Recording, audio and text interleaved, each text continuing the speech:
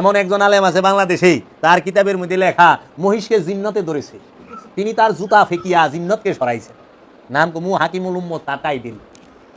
ইউটিউবে সার্চ দিবেন হাকিমুল উম্মত কেরা। আই এম তো অবাক, কি কয় এক সাঙ্গারি টাইটেল, মহিষেরে বলে জিনে ধরছে। শুনছস কথা? মহিষেরে জিনে ধরে কোনোদিন? মহিষ বাস করে তৌহিদে, জিনে ওখানে যাইব কি রে গাছর? জিন তৌহিদে বাস করা যাই পারবো? ঢুকার অধিকার আছে জিনের? কি কইবা? জিন আর ইনসান তৌহিদে বাস করে না, তৌহিদি তো বুঝে না। এর লেগে হেরা লেখে, দেখবি বক্তব্য কয় তৌহিদি জনতা আজকের মাহফিলে ওয়াজ করিবেন সুমধুর কণ্ঠস্বর। তৌহিদি জনতা সুমধুর কণ্ঠস্বর হন বাড়াইব? যে তৌহিদে বাস করছে হ্যাঁ ওলিয়ে কামেল, ওলিয়ে কামেল শয়তানযুক্ত নফসের ওয়াজ বাড়াইব না। আর সুমধুর কণ্ঠতে ওলিয়ে কামেল কি করবো? তৌহিদ না সে তৌহিদবাসীর হুকুমে। এর লেগে বড় পীর গাউসে পাক আব্দুল কাদের জিলানী কইছে, আল্লাহ সৃষ্টি তোমার, হুকুমে চলে আমার। সৃষ্টি তোমার, হুকুমে চলে আমার। সুলাইমান নবী তৌহিদবাসী, তৌহিদকে কন্ট্রোল করে সুলাইমান নবী। এর জন্য রহমতের বাতাসকে সুলাইমান নবী যেই দিকে ইচ্ছে ওই দিকে ঘোরায় দিত। আল কুরআন। দাউদ নবী শীষ বাজাইলে সাগরের মাছ ফাল বাইরে উঠে যাইত, সমস্ত পাখিরা একত্রিত হয়ে যাইত। আল কুরআন তৌহিদ কন্ট্রোলকারী আয়া পড়ছে। ইব্রাহিম নবী আগুনে ঢুকছে, কইছে ঠান্ডাও, ঠান্ডা হয়ে গেছে গা। কুল্লাইয়া নারুকুনি বাদ্দাও সালামুন আলা ইব্রাহিম, আগুন ঠান্ডা করে দিছে। রাখ। ইউনুস নবী পানির ভিতরে গেছে গা, মাছের পেটের ভিতরে, অক্সিজেন সিলিন্ডার লাগে নাই, খাওয়ান লাগে নাই, আবার ফিরত আইছে। যাও না সাগরে, লন যাই একটু দেখি কি অবস্থা। 10 হাত পানির তলে খেলি তো কান পটপট করে, দুলে খামসিদা ধরন লাগে, কেদা খামসিদা ধরন লাগে। তৌহিদ রাজ্যে প্রবেশ করলে এই যে তৌহিদি জনতা, এটা হলো সবচেয়ে বড় একটা ফকরামি কথা। কি কইবা? দেখো বাবা জাহাঙ্গীর এটা কিতাবে লিখে দিছে, সবচেয়ে বড় ভুল কথা। তৌহিদবাসীরে তাবলিগ করবেন কার কাছে? কাফেরের কাছে। দিনের দাওয়াত দিবেন কার কাছে? কাফেরের কাছে না মুসলমানের কাছে? কাফেরের কাছে। মানে আপনারা দিয়ে মুসলমানের কাছে আইতেছেন। শিরকের ওয়াজ করবেন কাফেরের কাছে, মুশরিকের কাছে। মসজিদের ভিতরে আমানুর সামনে শিরকের ওয়াজ কেন? মসজিদের ভিতরে যারা নামাজ পড়বার আছে সবাই আমানু। আমানুর সামনে শিরকের ওয়াজ মানে এখানে মুশরিক আছে, মৌলবীর বিশ্বাস। মুসলমানের মাহফিলে শিরক আর এই ইসলামের কোরআন তাফসিরুল কোরআন মাহফিলে শিরকের ওয়াজ হইব কে? শিরকের ওয়াজ করবেন কাফেরের কাছে আর মুশরিকের কাছে। মুসা ফেরাউনের কাছে যায় বুঝাইছে, ইব্রাহিম নবী নমরুদরে যায় বুঝাইছে, মহানবী আবু জাহেলের কাছে গেছে। আর এরা নরেন্দ্র মোদীর কাছেও যায় না, বুশ বিলিয়ার্গো কাছেও যায় না। এরা হ্যাঁ আমাকে। আরে আমরা তো ইমান আনছি, যারা ইমান আনে নাই রসুলের উপরে তা আগু কাছে যান, তাইলে সেন কামে দিব। সব উল্টো হয়ে গেছে গা। কোরআন শোনাইবেন হইলো মানুষকেই, জিনকেই তিলাওয়াত করে। ওখানে কোরআন আল্লাহরে শোনাইবার লিছে নামাজে কারায়া, খতম দিবার লয় নাই। তারাবি নামাজের মধ্যে খতম তারাবি আল্লাহর সামনে খাড়ায় আল্লাহরে পুরা কোরআন শোনাই দিবার লিছে। আল্লাহর বাণী আল্লাহরে শোনাইতেছে, আল্লাহ শোনাবার লিছে। কি কইবেন? শয়তান কি করতো? আল্লাহরে শোনাইতেছে। কারণ শয়তান কি করছে এটি তো আল্লাহও জানে, রসুলও জানে, আদমেও জানে, আমরা সে জানি না। এর লেগে আল্লাহ আমাকে জানাইছে শয়তান এই করে। ওখানে এটি আমাকেও না শোনায়, আল্লাহরে শোনাই ফেললিছে উল্টে। ফেরাউন কি করছে? আল্লাহরে শোনাইতেছে, শোনায় না? কারণ খতম তারাবি যখন পড়বেন, শয়তান কি করছে সেইটা শুনাইবেন, ফেরাউন কি করছে সেইটা আল্লাহরে শোনাইবেন, নমরুদ কি করছে সেইটা আল্লাহরে শোনাইবেন, সাদ্দাত কি করছে সেইটা আল্লাহরে শোনাইবেন, সামরি কি করছে সেইটা আল্লাহরে শোনাইবেন, শুনাইবেন না? আবুল আহাব কি করছে সেটা আল্লাহরে শুনাইবেন, জালিমেরা কি করে সেটা আল্লাহরে শুনাইবেন, কাফেরেরা কি করে সেটা আল্লাহরে শুনাইবেন, মুশরিকেরা কি করে সেটা আল্লাহরে শুনাইবেন, কে কারে খুন করলো সেইটা শুনাইবেন, হাবিল কাবিল কবর দেওয়া জানতো না, কৌয়া থেকে কবর দেওয়া হচ্ছে এইটা আল্লাহরে শুনাইবেন। আল্লাহ তো জানি কি করবো। এগুলা কি কথা আছে? আল্লাহরে এটি শুনাইবেন, মানুষরে শোনান।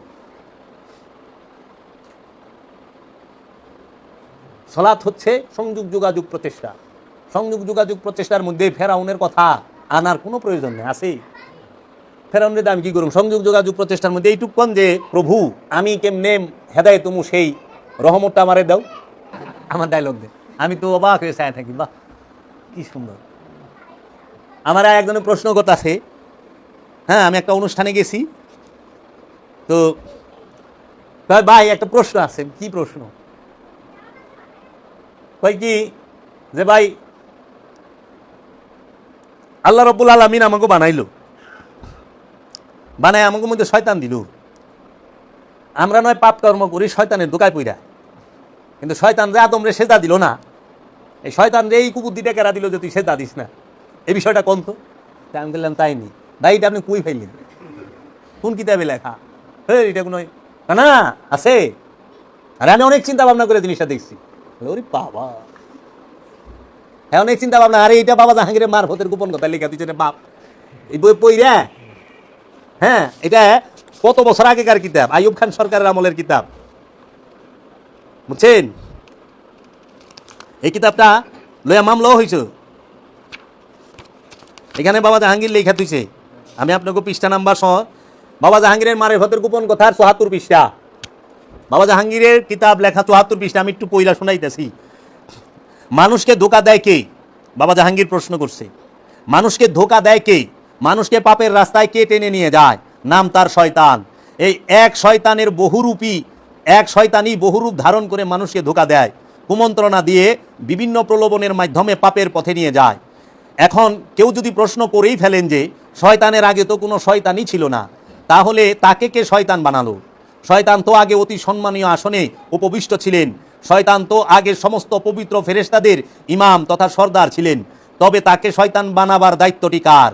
আমরা না হয় শয়তানের ধোকায় পড়ে শয়তানকে গালমন্দ করি, কিন্তু ফেরেশতাদের ইমাম কার ধোকায় পড়ে শয়তানে পরিণত হলো, সে কাকে গালমন্দ করবে? প্রশ্নবোধক প্রশ্ন করছি, শয়তান কারে গালমন্দ করবে? আমরা নয় শয়তানরে গালমন্দ করি।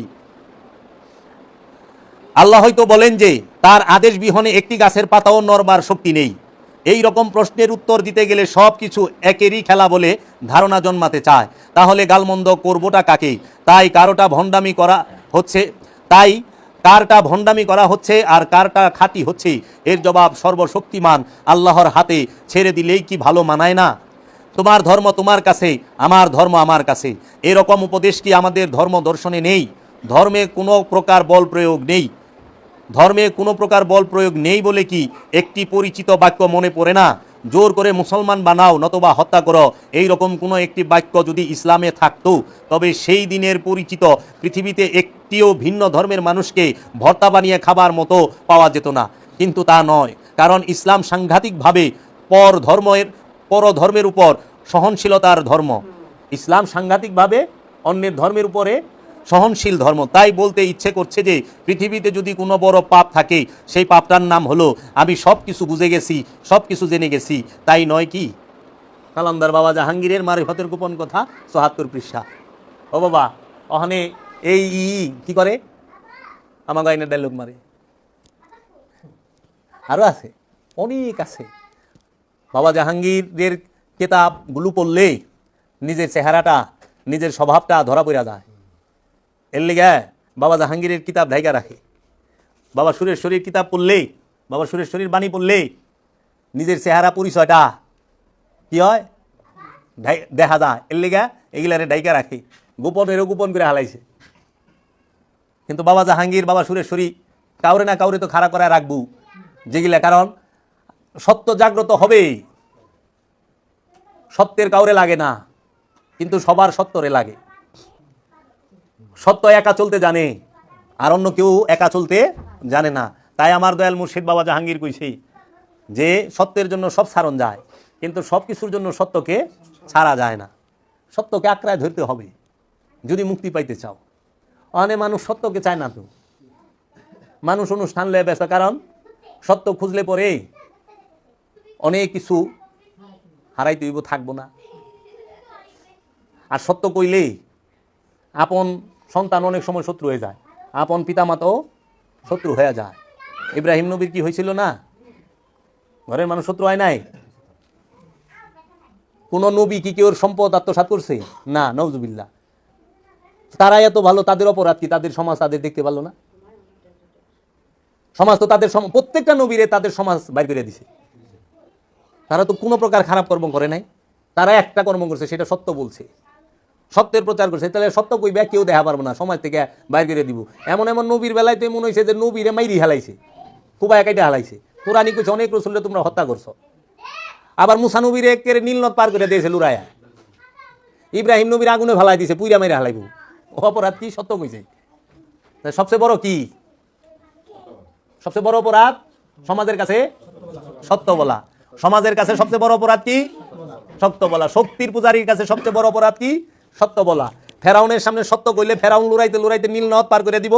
নমরুদের সামনে সত্য কইলে নমরুদ সে আগুনে পুইরা মারার চেষ্টা করব। আর যদি সুদকুকুর কাছে সত্য কও, হাতে পায়ে প্যারাক গাইরা কুরুষে ঝুলাই দিব ঈসা নবীর মতো। আর যদি আবু জেহেল আবুল আহাবের সামনে সত্য কও, তাইলে 2 হাতে পাথর ফেকবো। লুড়াইতে লুড়াইতে মদিনার মক্কা থেকে মদিনায় পাঠাই দিব। মুসানবীরে নীলনদ পার করছে, মহানবীরে তো মক্কা থেকে লুড়ায় মদিনায় খেদাই দিছে।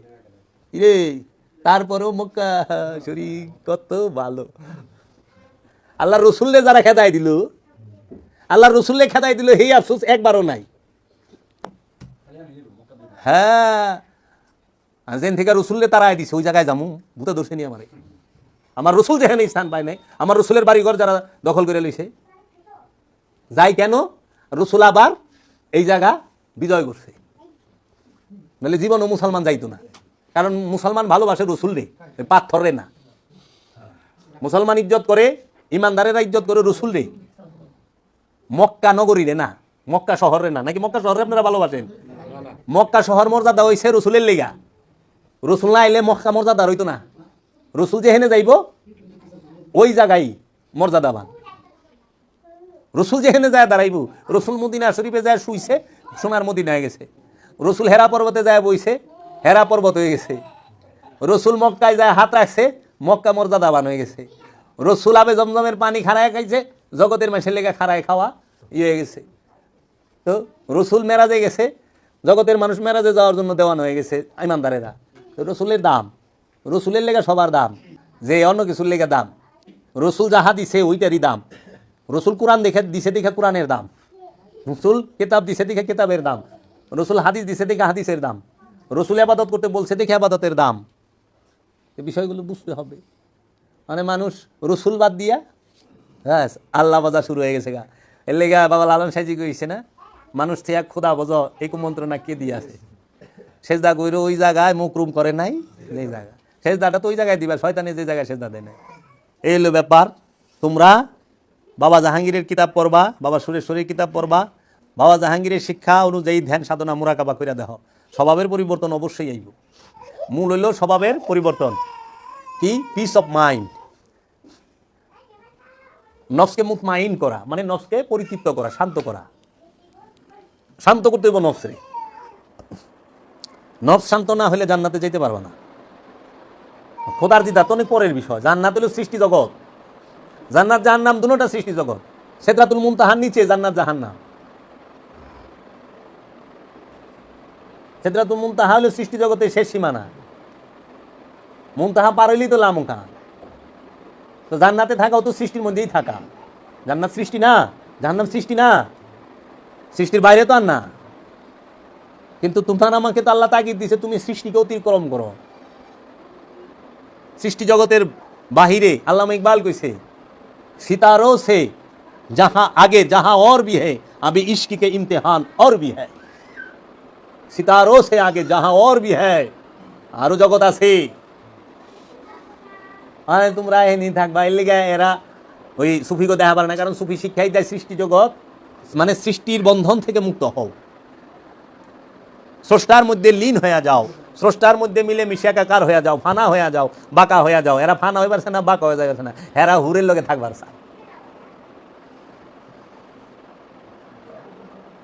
আরে ফানা বাঁকা হইলে তো হুর এমনি আইব জান্নাতে। আচ্ছা যদি কেউ রবের দিদার পায়, মানে রবের দিদার যে প্রাপ্ত নিজের আত্মপরিচয় যে পাইছে, হ্যাঁ কি জান্নাত পাওয়া বাকি থাকবো?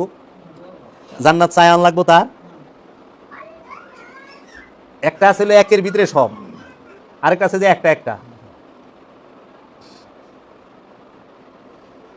বুঝার লিগা মুদি দোকানে যাইবেন, চানাচুর বিস্কুট চাইল ডাল কিছু পাইলে, কিন্তু যখন আপনি সুপার শপে যাইবেন ওন তো মাংস মাছ সব আছে, এক খানের ভিতর থেকে সব লয়ে বেরিয়েবেন। তাহলে ভালো কোনটা, সুপার শপে যান না মুদি দোকানে যান? সময়ও কম, জিনিসও ভালো, সব পাওয়া গেলেন একখানে।